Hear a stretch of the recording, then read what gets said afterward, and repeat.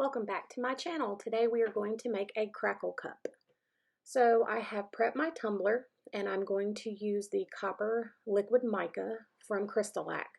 I didn't have but just a little bit left in that container and it had gotten a little bit thick, so I mixed in some Brite Tone so that I could use that for my base layer. It really doesn't take a whole lot. It looks like it takes a lot to cover, but it really doesn't. And it's okay for this particular cup if there's some silver peeking through a little bit, because it's going to be a crackle, so it's going to be your bottom layer anyway. So I'm just brushing on that copper mica mixed with a little bit of BT. It has a really pretty shimmer. I love their liquid micas. I'm working on a 30-ounce skinny from Makerflo. I'm buying them pre-sanded now, which is awesome.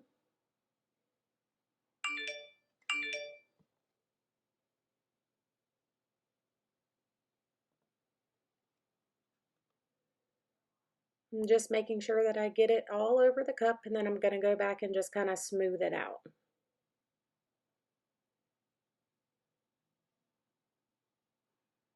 And as you can see there, I brush off the excess back into the container. That stuff is like amazing, and you don't want to waste any of it.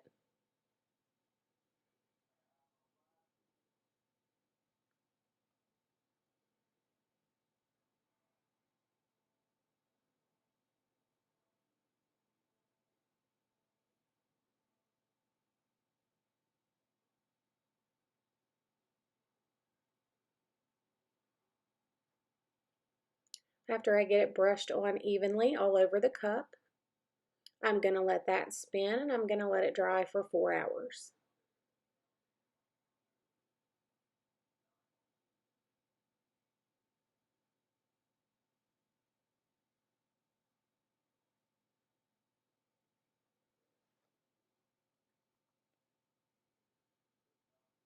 I'm going to add one more layer, and this is the liquid mica mixed with a little bit of BT. So I'm just going to paint on one more layer of it, and then I'm going to let that layer dry for 4 hours. So this crackle cup can be created pretty quickly. Because it's not a glitter cup, it's not going to take long to get it smooth. It goes pretty quickly. It's actually one of my best-selling cups. You can use whatever liquid mica or any mica that you want to use mixed in BT for your base, or you can use spray painted colors. You could use Flippin' Awesome colors. So here you see that's 2 layers that I've done of that, dried 4 hours both times. There's still a little bit of silver on there, but it's completely okay because you're not going to be able to tell. So I'm going to use Elmer's glue. I don't know if you can use other types of glue. I've never tried any other types of glue. I have heard from other people that the other brands don't work. I'm not sure. So I'm just going to paint on this Elmer's glue all over the cup. I put it on fairly thickly. I don't even know if thickly is a word. Fairly thick? Yeah, that's probably better.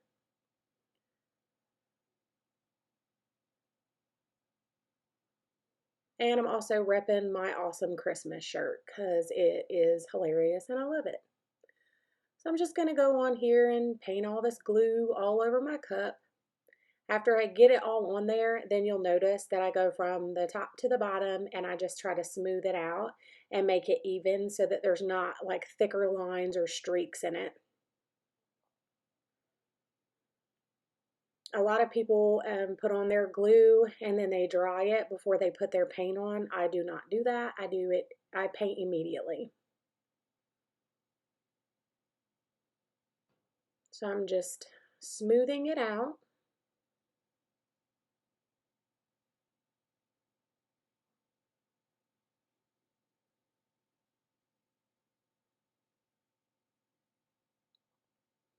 And it'll collect at the top, so just remember to brush that off and even it out because you don't want it to be goopy around the bottom rim, bottom edge.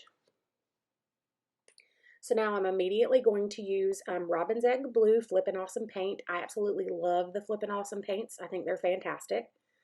I was using the linen one, and it's like an off-white for a lot of my crackles, but then I got a request for a blue crackle, and I was like, oh man, that actually looks really pretty. So if you'll notice here, I'm doing one streak, or stroke, I should say, from the very top all the way down to the bottom, just one straight stroke. You don't want to paint in pieces. You don't want to go back and forth with your brush. You do not want to do that. You just want to do one straight long stroke of your paintbrush all the way down the cup. Now it does pull a little bit on the end, as you can see there, but that's okay because you're going to go back and brush that out. I took a plastic cup and just cut off the majority of the top of the cup to use to put my paint in. It works pretty good.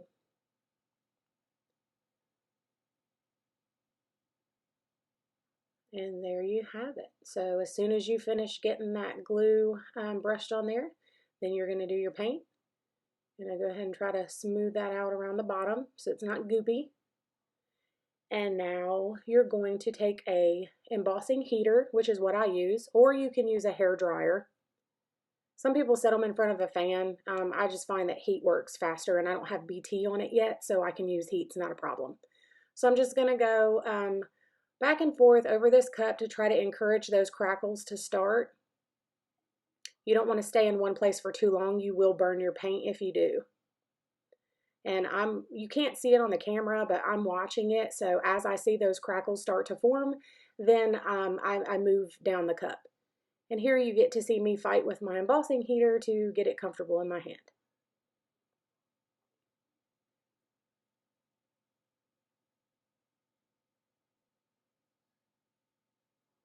So you can see on the camera how those crackles are already starting.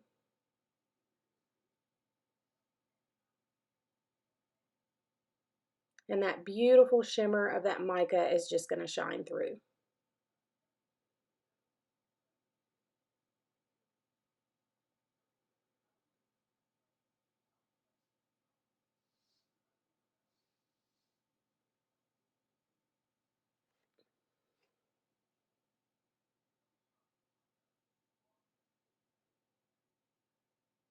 But remember, don't get too close because you don't want to nick your paint with that heater.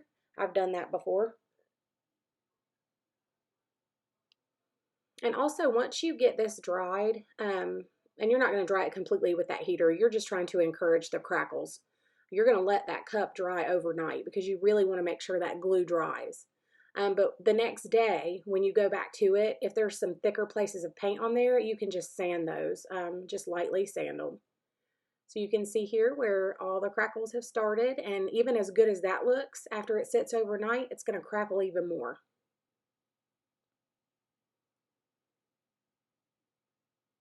She's pretty.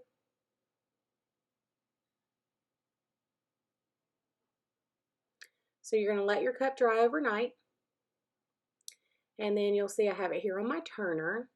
Now I wanted to go ahead and put a couple coats of BT on, which is what I'm using. It's the Brite Tone by Crystalac. It's what I use for my clear coats. And I'm just going to put enough on that cup to where I can pull my finger across it and my finger's not dragging. If I have excess, if it's drippy at all, then I'll pull that towards the bottom of the cup and keep going all over the cup.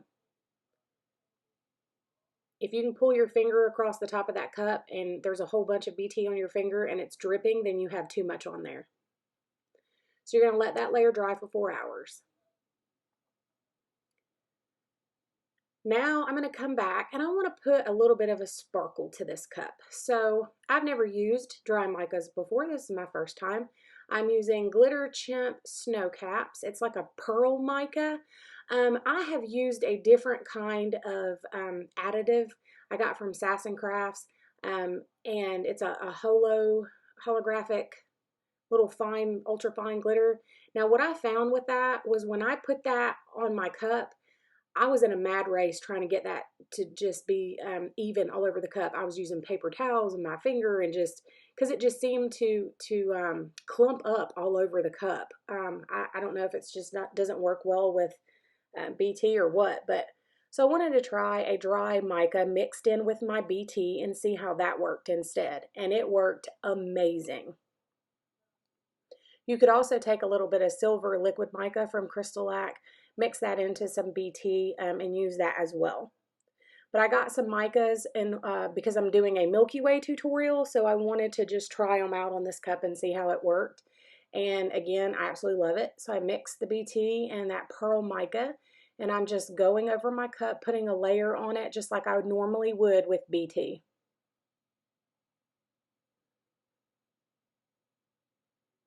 And it's really hard to see in the video and even pictures, but when you take that cup outside, it is shiny. Like there is a sparkle, not just from the liquid mica, but from that dry mica that I used.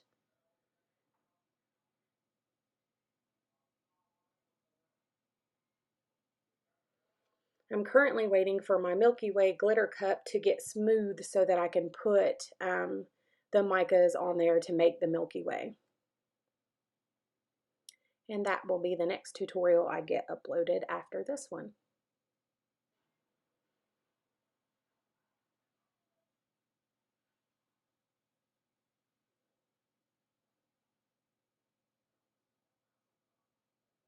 I have that mica all over my hand. What you guys didn't see is when I took the lid off of that, it had this film over the top, and I tried to peel it off, but I pushed it down into it, and it just made that mica explode everywhere, like it was everywhere. So, like I said, it's really hard for you to see that sparkle. I'm trying to show you here, but I don't know. It's hard to catch on camera inside, and the lighting in my craft room is not the best because I have teal walls, so that wasn't a very smart color choice for my craft room. But I think here in a minute I get a pretty good angle where you can see a little bit of the sparkle.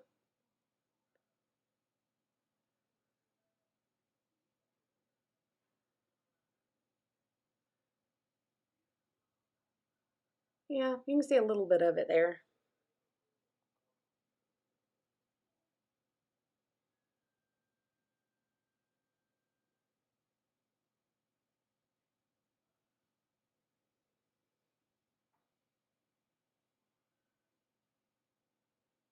So that's the Sass & Crafts that I had purchased, the Holo Bling additive that I was telling you about earlier. Let this cup dry for 4 hours after that last layer. So anyway, that Sass & Crafts, I don't recommend that to mix with the BT because it just does not go on smoothly on the cup like the dry micas mixed into BT do. So here I'm going to put water slides on my cup. Everybody makes fun of me for the way that I say water. I'm from North Carolina. I'm sorry. So anyhow, I'm trying to find the best placement. So I'm trying to figure out where on the cup do I want my main water slide to go. And I just use like basic sunflower I don't even know what the word is I'm looking for. Images.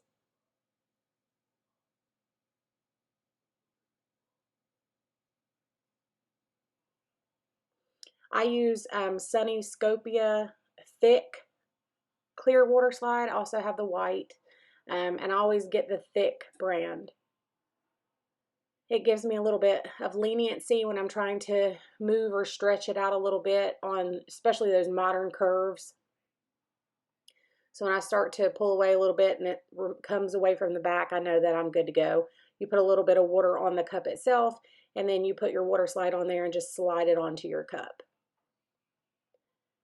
You're going to want to make sure that it's straight on your cup, exactly where you want it. You're going to take your silicone brush and brush from the middle out because you're pushing out all the water that's underneath that image.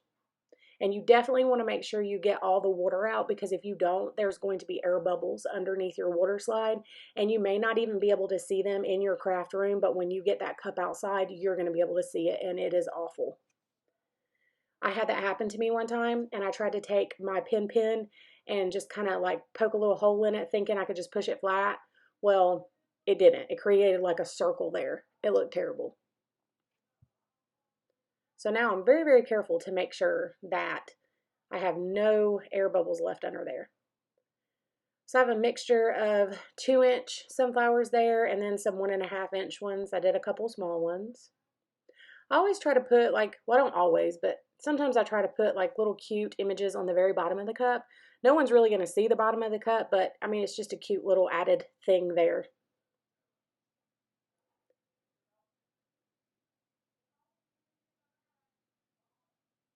One time I put a QR code on the bottom of it and it led the cup owner to a song that went with their cup theme.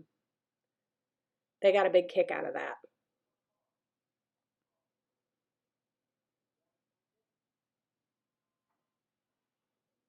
So here I'm just going to put that little sunflower on the bottom. And again, you're going to use that silicone brush to squeegee it out. I also have my microfiber cloth there that I showed you a little bit ago, that green cloth. It's really, really good for helping to get water out from underneath the images. And glitter does not cling to my microfiber cloth, so I love that. I can pick up a cup and wipe it down good with that, and I don't have to worry about stray glitter from it.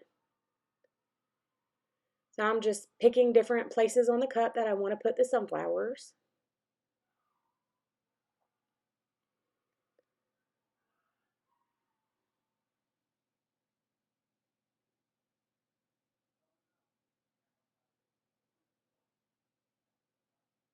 I prefer water slide over printable vinyl. I find that printable vinyl has like some lines in it when you print it off the printer, whether it's inkjet or laser, you can still see some lines in the ink, and I don't like that. And I used to wouldn't have anything to do with white water slide because it's awful. I mean, it just does not want to come off the backing. But I learned a little trick with it.